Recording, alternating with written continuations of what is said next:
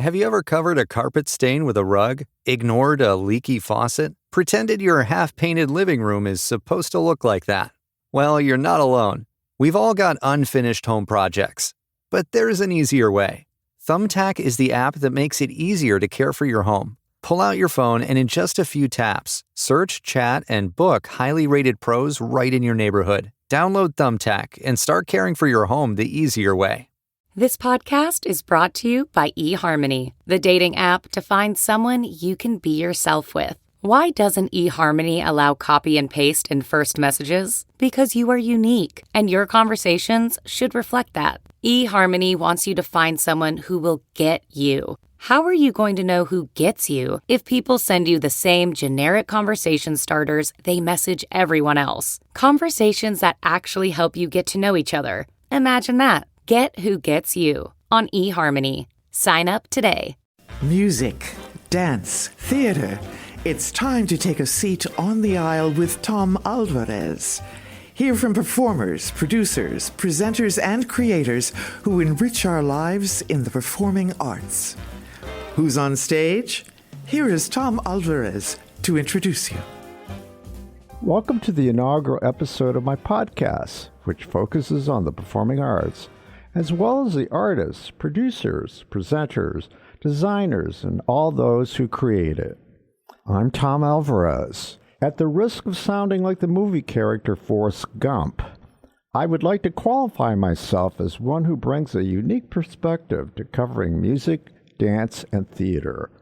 For 45 years, at various times, I've worked as a theater, television, and film producer and director, arts writer, critic, actor, model, documentarian, record producer, TV personality, co-creator of an original musical, and arts administrator.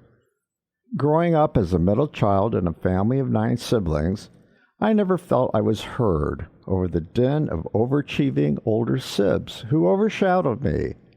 Later, I discovered while in therapy that the reason I was drawn to theater, television, and all the arts was because I yearned to be a voice, and that my desire to communicate with others had been the through line of my varied career.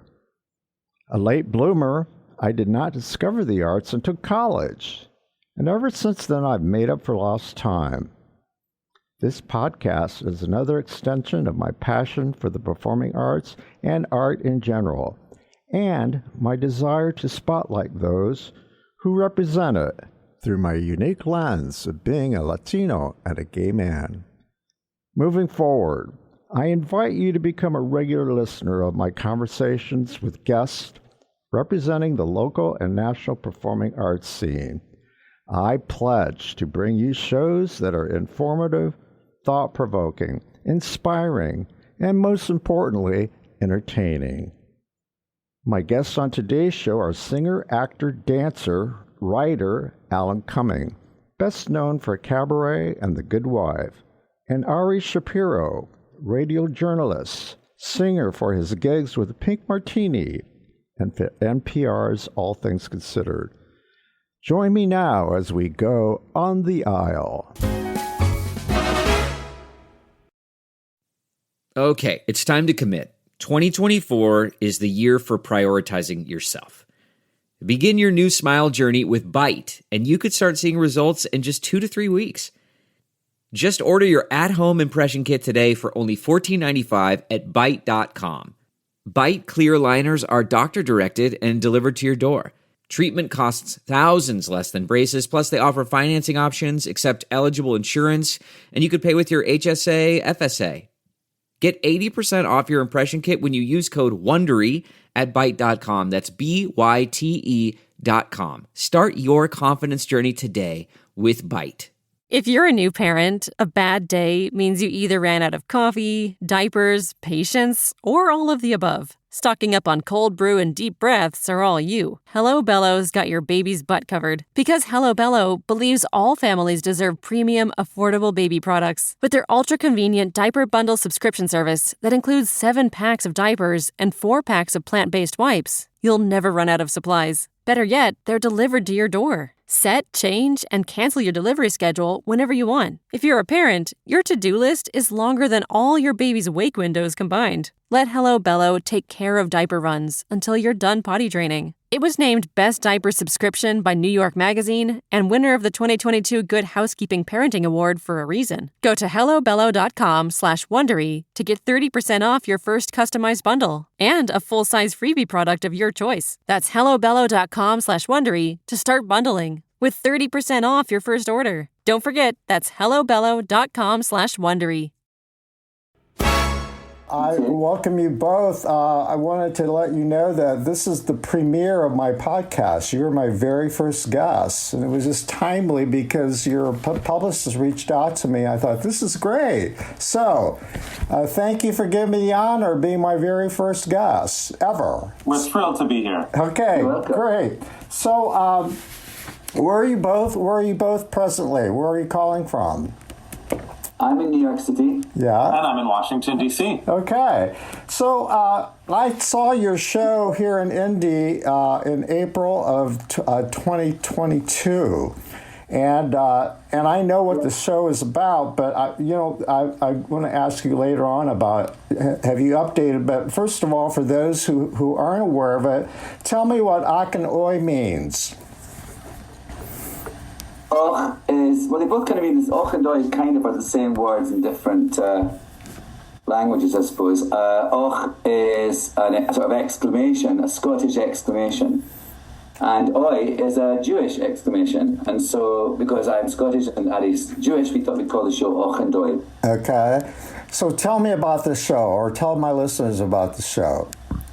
Well, it's sort of built on the idea that even though the two of us may seem very different, Alan is a performer, I'm a journalist, fundamentally, we really have much more in common than you might think. And so we use that as sort of the skeleton on which to build this evening of stories and songs, jokes and entertainment. And we have a great time, and hopefully the audience does too. How was the show? I mentioned that I saw you at the cabaret here. How did the audiences respond? Well, you tell us. You were in the audience. What did you think? Well, I reviewed it, but I wanted to know, did you have people come up to you afterwards, and what did they have to say to you? Were you here for 2 nights? We had an amazing time in Indiana. Yeah. 4 nights. I think we had 3 or 4 nights. Okay. And I did not know what to expect. I had never spent time in Indianapolis before, and we absolutely loved it. The audience was so enthusiastic. We had the best time. We visited the art museum. We went to incredible restaurants. We had drinks at great bars. The hotel was phenomenal. Coca-Cola Bottling Factory Hotel was gorgeous. Yeah. And every time. And the audiences are really nice. I love that venue. I've actually played it when it was in the old place. Club. I saw Alan. I saw you at the when it was at the Columbia Club. That's what you're referring to. Yeah. So it was lovely, and actually really, it's lovely to sort of go somewhere where it's sort of a different environment than you're used to, and you go to this place where people are sort of really hungry to see you and to see a show like this. And it's great that there's an actually specifically designed cabaret venue in Indianapolis. It's really lovely. Yeah, I understand you made some personal connections. You made some friends in Indy while you're there. I think we have some mutual friends, as a matter of fact. So you made an appearance at one of the gay bars in town and caused quite a scene. Sounds like us. Possibly. Yes, entirely plausible. No, really. It was all over Facebook. Oh my God. People were just like very excited. So you had a good impression of Indy, right? Great impression. We really loved nice. it. Well, that's great. That's great because also the big Midwest towns that are sort of kind of have a real history, that kind of love the way they've adapted. How like that hotel we stayed in, it used to be a bottling factory. Now it's this really grand hotel. But I love the way that people in those towns kind of adapt and change and have a new sort of life to them. It was really great, really inspiring actually. So, do you do research on different markets or cities before you play them? We like to be surprised. Yeah. Okay. So, did you know that, look at them on the map, things like that, to find where they are. So, like, for instance, did you know Indianapolis was a blue city and a red state? You never go. Well, generally, most red states have a big city that tends blue. I mean, as a journalist, I've traveled enough in the United States to have that sense. Yeah. And if they have a cabaret, chances are you're going to have you're going to have a friendly audience, right? Well, we like to believe that our show appeals to people of every political background and every stripe. Yeah. This show is about bringing people together and finding commonality more than it is about insulating ourselves in a bubble of like-mindedness. Well, you're very open about your sexuality, and I noticed when I was there that people were very open to hearing it, and you didn't have anybody walk out, and people just seemed to really embrace whatever you had to say. So they should. Yeah. I mean, it was great. I think if you're coming to see a show with me and Ari in it, you are, I think obviously you're going to know us a little bit, presumably. And, I think because we just are quite frank and we just talk about who we are as performers and people and queer men.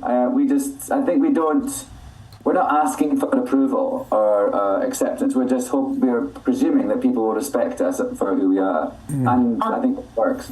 Our goal is to tell a great story, to entertain the audience, to show people a good time, and to have a good time ourselves. That happens to use our life stories as a vehicle, and those life stories are the experiences of two queer men. But we're not delivering a polemic. We're not coming in to give a TED Talk or hit somebody over the head with a treatise. The goal is entertainment. So, Ari, how do your fans, your radio fans who discover you in your cabaret act for the first time, how have they received it? I have been singing with a band called Pink Martini for about 15 years now, and I think because of the Pink Martini history, people are a little less surprised to see me on stage singing and cracking jokes than they might otherwise have been. But inevitably, there are still always a few people who say, "You look nothing like what I imagined," or "I had no idea that you sang," and so it's always kind of fun to show a different side of myself to those people who only know me from NPR. I've seen Pink Martini at least 4 times and missed you each time. They've been to Indianapolis at the Palladium where you're playing at least twice. We'll have to fix that. Oh, I would love to have you come and pair with them. Thomas Lauderdale, you probably know, is from Indiana, North Manchester. I do. Yeah. And Stormy, is it Storm? Storm Large. Storm played the Feinstein's cabaret a couple years ago. I went to see her and chatted with her. She was great. And of course, she's China. Wonderful. I've interviewed she and China, so I'm very familiar with Pink Martini. When will you be with them again? I don't know off the top of my head. I just did a New Year's Eve show with them in Los Angeles, and I'm sure I will join up with them again this year, but I couldn't say exactly when and where. Yeah. And Alan, I just read, I got noticed on Facebook that from Broadway.com that you're doing a one-man show in March 11th at the Studio 54 stage. Tell me about it.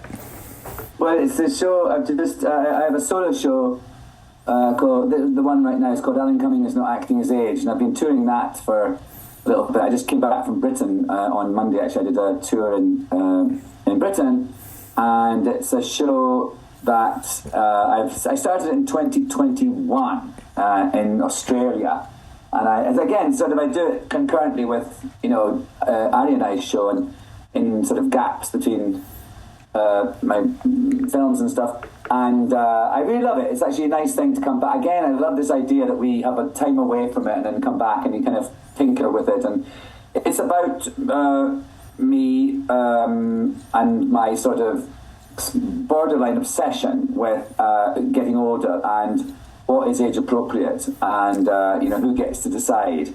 And just some stories. The theme is about getting older, something that we all obviously are doing together.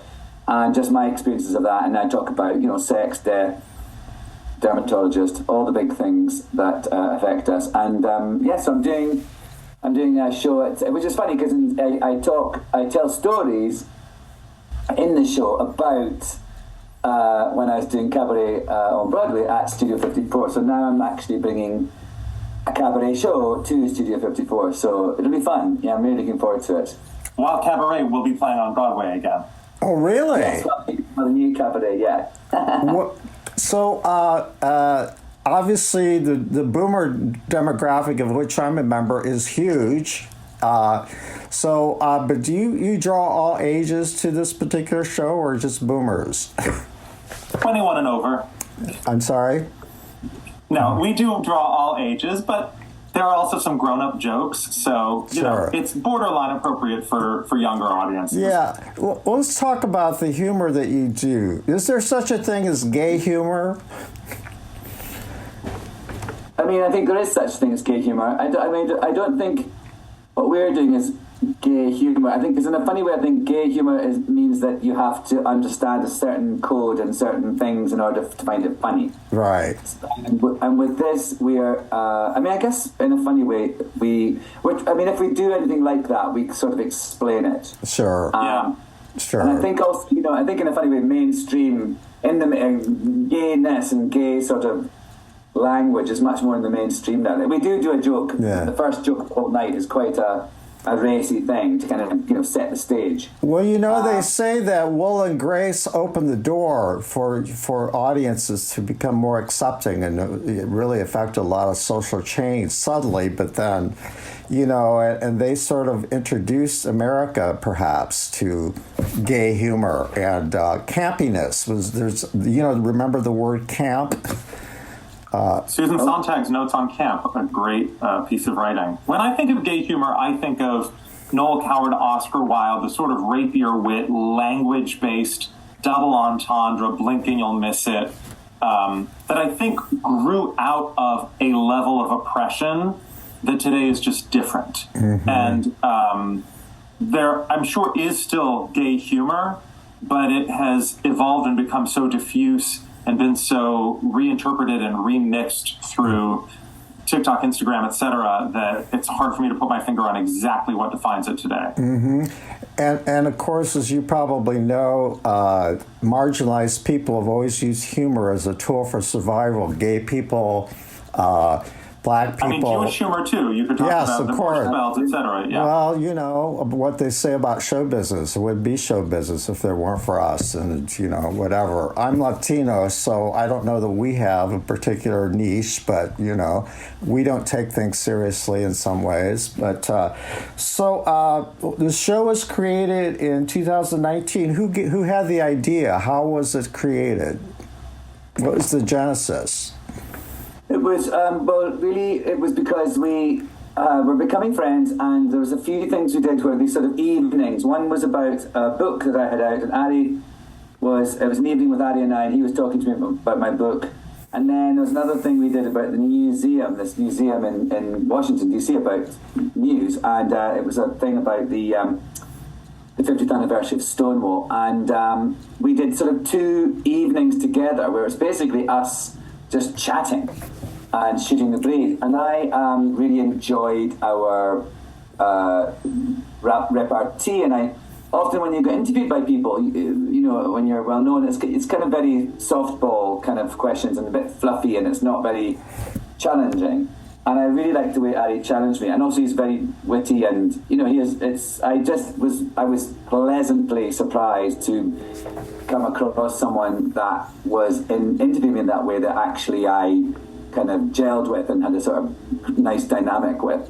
And so I sort of suggested, as we were walking off the stage after the second one, the museum one, that we should do a show together because we had a good, repartee and banter. And that was basically it. And Ari sort of said, don't say it if you don't mean it. And so... he meant it. I meant it. Here we are. And then we just sort of made it up in a couple of weekends. And, it's been really nice to just sort of let something kind of blossom in an organic way that sort of wasn't really pre-planned. We just sort of just grabbed the moment and did it. Those are always the best ways. And had you seen him perform in Peak Martini, so you knew he could sing as well, right?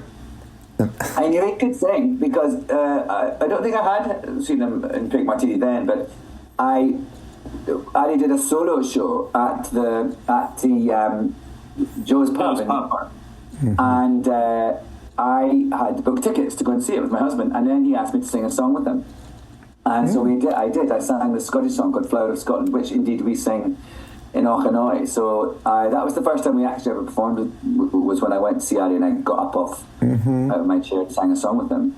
Ari, how did you guys meet, actually? What were the circumstances? Well, one of my best friends from college, Ben Eakley, was in Cabaret the second time that Alan did it on Broadway. He was one of the boys in the Kit Kat Club. And so I was living in London at the time, but I was back in New York visiting friends and went to see Ben in Cabaret.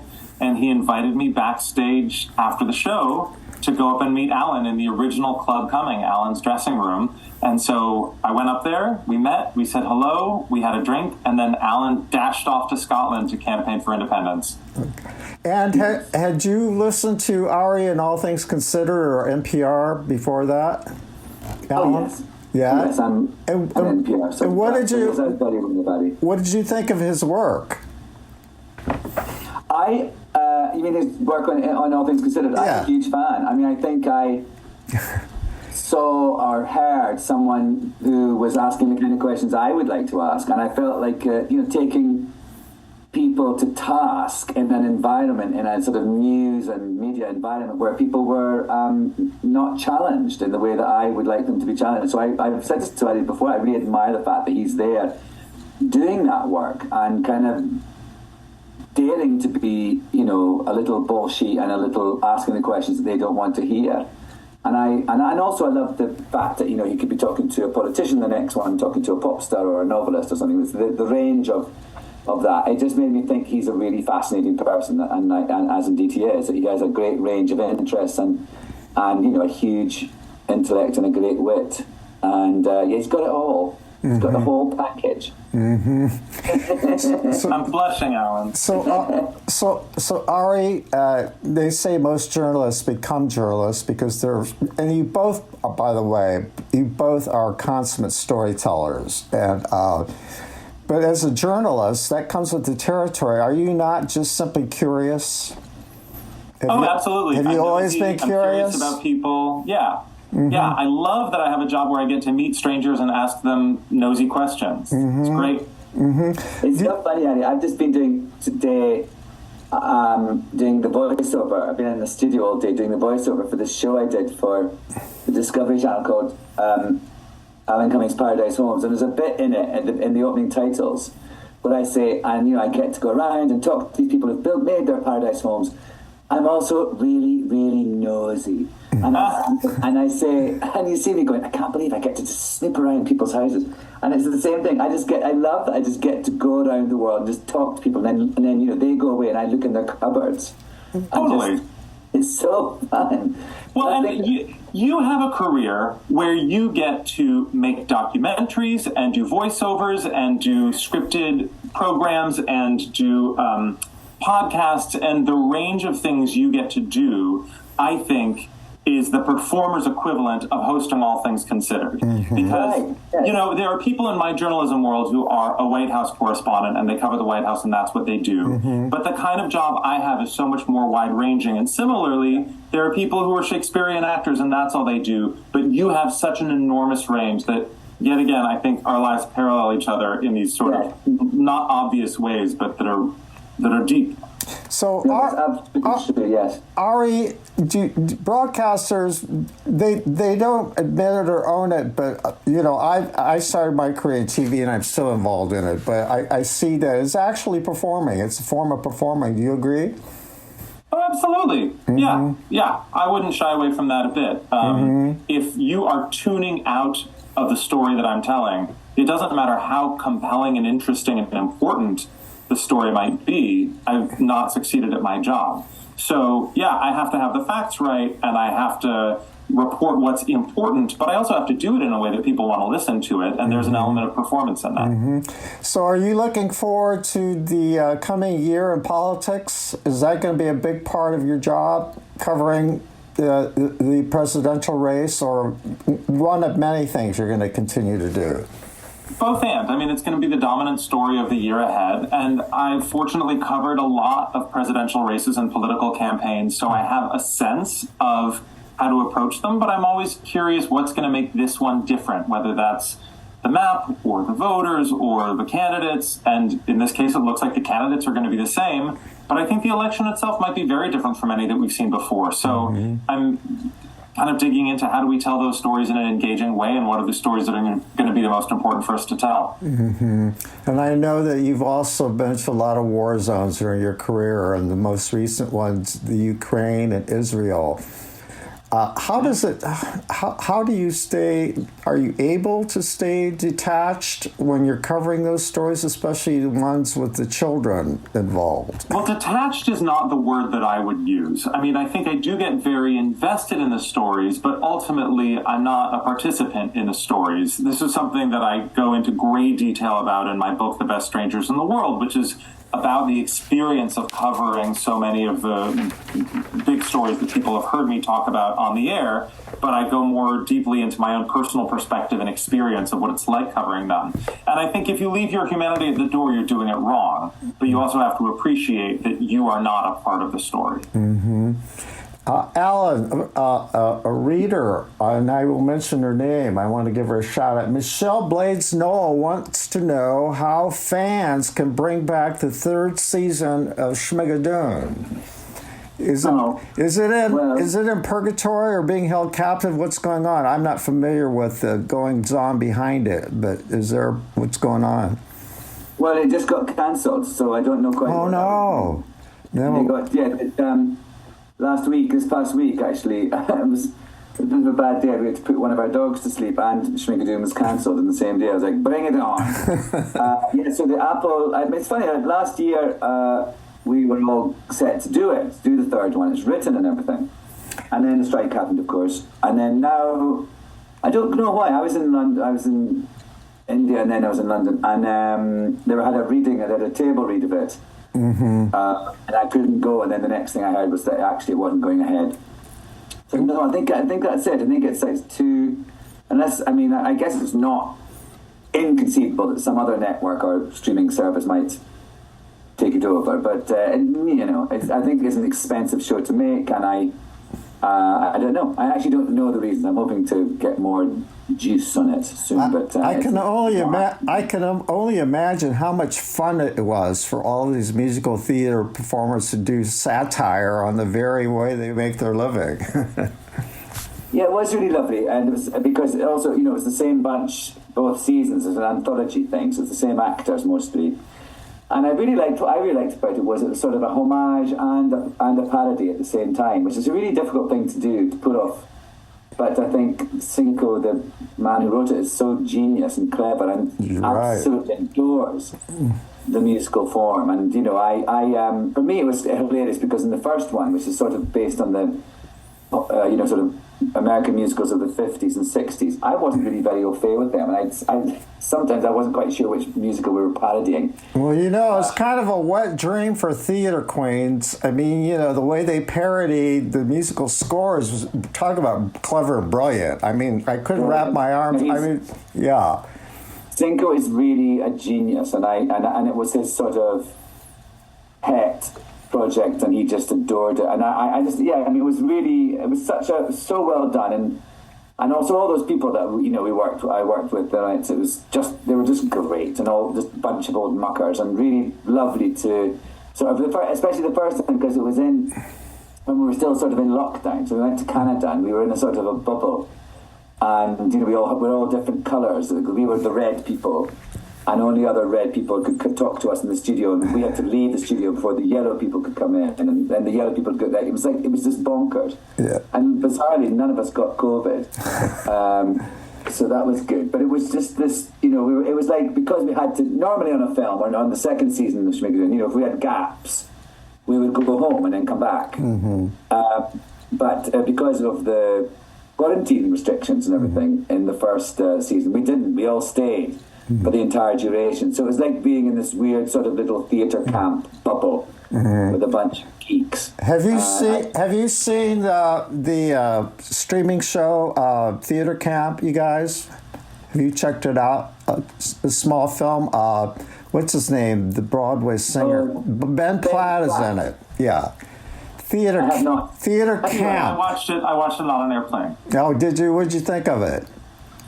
clearly made with so much love for the theater kids that so many of us were. Were you a theater kid? Sure. Tell me about it. Did you go to camps?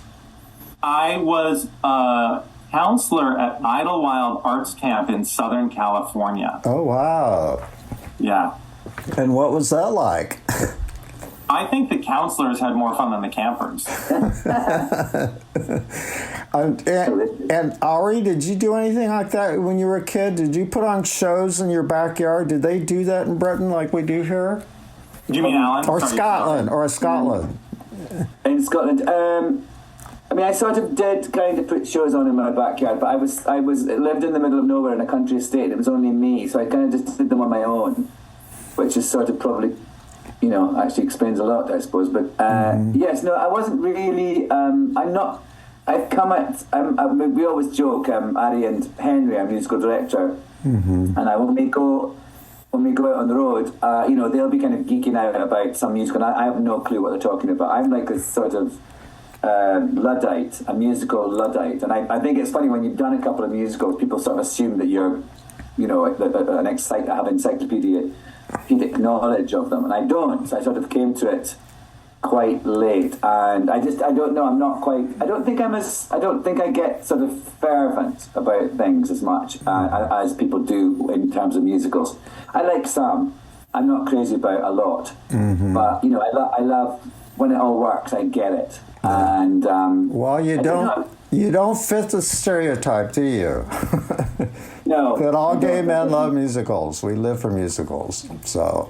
I know, I'm not that, but I'll sing a song every now and then. Well, speaking of cabaret, I did see you at the Kit Kat Club in 1998, and I shall never forget that experience of being in that room. And Natasha Richardson. I'm looking at my poster. I have on my wall a signed poster of you and Natasha. What was she like working with? She's lovely. I mean, that really was a magical time because it was sort of. It was, the show and that production became this big sort of juggernaut. And then it moved to Studio 54, and then, then I did it again 16 years later and everything. So it had this much bigger kind of big Broadway life. But at the beginning, it just felt like, I actually joke about the fact that I was making a film in Prague right before I did it. And someone said to me, "What are you doing next?" And I went, I did the show that I did in London a couple of years ago. It's transferring to New York, and I'm going to do it there. And that's what I felt like. And it just felt like I was doing a show that, in a new place that I'd already done. And then I came to New York, and, I hadn't met Natasha until we started. And I was so green about the whole Broadway. I didn't realize it was going to be such a big thing. I saw a big, that poster with my eyes. As I was driving in from the airport, I was like, what? I felt like I was so out of my depth. And she was really lovely. She was so sort of kind of kept me straight in terms of the Broadway etiquette and what to do and what happens and everything. How did her death affect you? Well, I was shocked and saddened and just it was awful. What a terrible, terrible thing to happen. And I remember when I found out, actually, I was shooting a documentary about Scottish humour, bizarrely, up some glen in Scotland, and John Benjamin Hickey, who played Cliff in that original production, who was a great friend of Tasha's, he called me to tell me, and I was just, I remember just in the middle, and they were doing a sort of a reenactment of some Scottish battle, and behind me, and I was just hearing Tasha, so it was just the real moment, and just crazy, and it's funny, I just did a film a couple of years ago with Liam. It came out last year, and it was really nice. We shot it in Barcelona, and I hadn't seen him for a long, long time, but I mostly knew Liam that summer when we were doing Cabaret first, because he was doing a play by Oscar Wilde at the same time on Broadway. So we sort of hang out a bit and go to parties and things, and so it was really nice, actually, in Barcelona when we were shooting this Marlowe film. It was really lovely to just spend time talking about her with him. And it's that time had gone past, it wasn't painful for him, and it was just we just sort of reminisced, and I don't know, it's sort of just one of these things you can't believe it's happened, and it's so unfair and so bizarre and freakish. But I guess it just makes you seize the day and think that could happen to any of us any second. Mm-hmm. So we've got to just seize the day and love life and get on with it. So, Ari, did you see which production of Cabaret did you see, or both of them? Only the second one. He wasn't born in the first one. Yeah. Well, you were, still in junior high, grade school back then? What year was it? 1998. Come on, Ari. Yeah, I was in college. Yeah. Well, that's not. Well, you went to Yale. Didn't you go up to New York a lot to see shows? I did. My first Broadway show was Sarah Jessica Parker in Once Upon a Mattress. Oh, wow. Oh, you know what, Ari? I've just been listening. I'm listening to Christine Baranski read Mary Rogers' memoirs on my Audible thing, and it's so fantastic. And I've heard it's great. I've heard it's really, really great. It's so nice, and also what a joy Christine Baranski is. I bet. But to hear her reading a sort of wisecracking old broad's memoirs is just that. When I wrote to her, when I was in India, I wrote to her and said, I'm writing to you from this Indian train, and every time I do my exercises, I put you in my ears, and she wrote back and said, you're the only person who would write to me from an Indian train. See, you guys, this is the kind of conversation you have that you have on stage. How much of it's scripted and how much of it is improv, or is it a combination of both? Your show. All of it was once improv, but it's now all pretty much the same from one performance to the next. Yeah. So tell me. Have a little ramble, but it's sort of the show's quite tight. We've got to get we find it's actually got a really good speed to it. So we kind of go off on a tangent. It's kind of usually not so great. So how do you keep that cabaret kind of cabaret is intimate, very close connection with the audience because you're right there up in front. How does it feel? What's the difference between performing in those spaces as opposed to like the Palladium, which is 1,600 seat theater? Alan has a very good answer to this question. Well, thank you, Ari. I believe that it's not about the size of the venue that makes something intimate. I think you can play in a stadium and still you can make everyone feel like you are looking into their eyes and you're just talking to them. I just played on Saturday night to 3,000 people in Glasgow, and it felt very, very intimate. I think it's about the way the sort of mood you create, the intimacy and the vulnerability. That's a huge part of it. The vulnerability you're prepared to invoke, and you just have to sort of make people think that you're looking into their eyes at all times. It's about taking in the audience and sort of thinking of them as just some other people in the room with you, and that can be 3,000 people, or it can be 90. Have either of you played the Palladium, by the way? Here in I played it. I played it with my show. I think it was either Legal Immigrant or Alan Cumming Sings Happy Songs. One of my last. Okay, you know that Michael Feinstein is the artistic director there. Do you both know Michael? Yes. Yeah. Yes, very well. And he and doesn't he have a museum, a sort of a museum of the American Songbook? Yeah, and do you know that soon they're going to announce where they're going to put the physical Hall of Fame? There will be a Hall of Fame in Central Indiana somewhere. You know about that?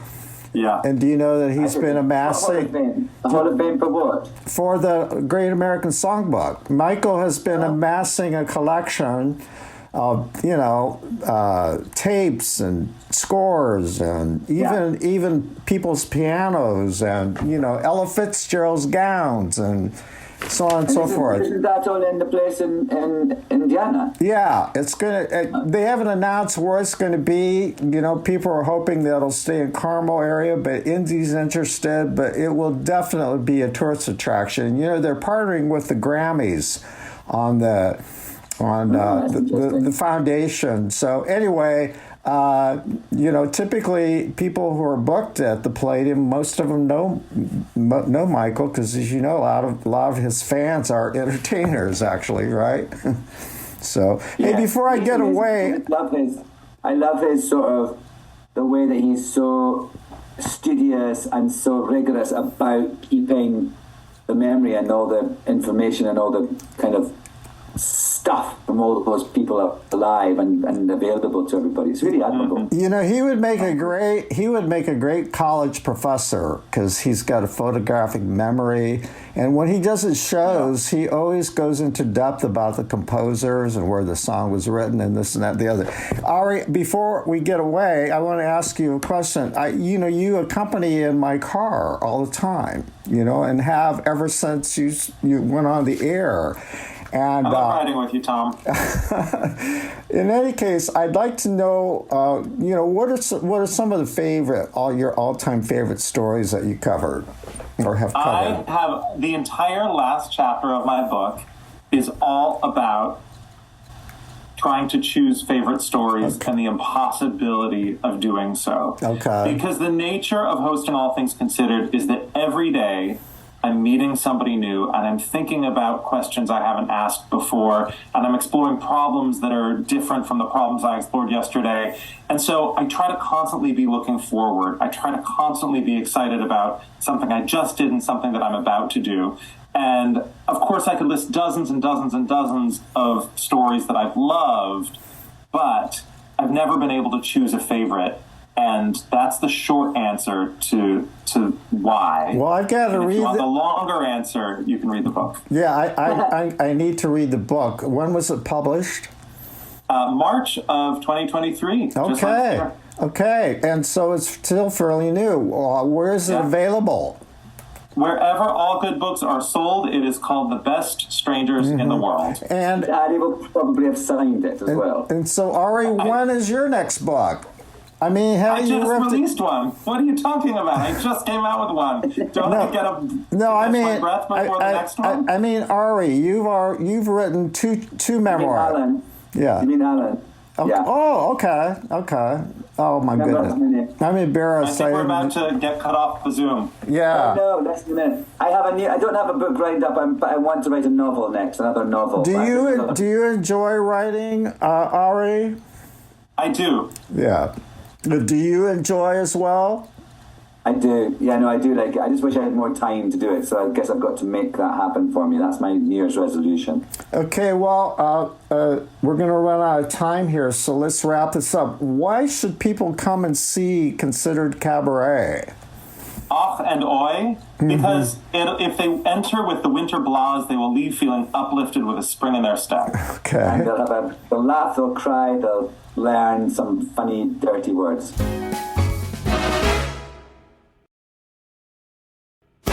Thank you for listening to my interview with Alan Cumming and Ari Shapiro. For tickets and information about Och and Oi, a Considered Cabaret at the Palladium in Carmel, visit thecenterpresents.org. Who will take center stage on the podcast next? Your seat on the aisle with Tom Alvarez awaits. Follow Tom on Facebook, Instagram, Twitter, and TikTok, and make sure to visit tomalvarez.studio. Watch Tom every other Thursday on Lifestyle Live on Wish TV, and make sure to listen every week here on the All Indiana Podcast Network.